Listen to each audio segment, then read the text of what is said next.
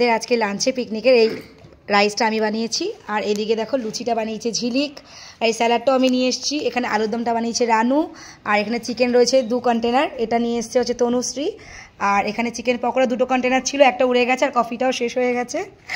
আর এখানে সাবুর খিচুড়ি, এটা নিয়ে এসছে আমার যা। আর এই চানা সাথে এই যে দেখো সবাইকে দেখাচ্ছে এক এক করে, হাই কর। তো বুঝতে পারছো 7-8 জনের পিকনিক মানে ভেবো না যে খুব কম, আমরা কিন্তু সবাই খুব ভালো মতন মজা করছি। চলো খাওয়ার পর দিদি বাচ্চাদের খিদে পেয়ে গেছে, এই আগে 2টো করে লুচি দিচ্ছে, লাগলে দেবো। আর আলু ফাঁকা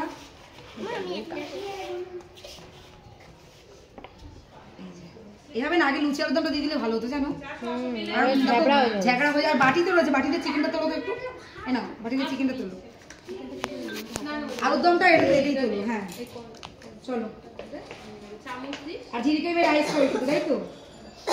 আচ্ছা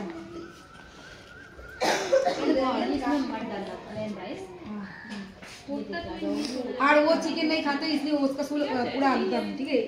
तुम क्या थाली में खाओगे बर्तन में? ये ले लो, ये फिर ले लो। नहीं वो चिकन है ना, ओह सॉरी सॉरी सॉरी, तुम नीचे देने जा रहे थे ना। हाँ তোমাদের কিরকম লাগছে? এই যে রাজদা গান চালিয়ে দিয়েছে এখানে, আর এখানে খাওয়া দাওয়া চলছে।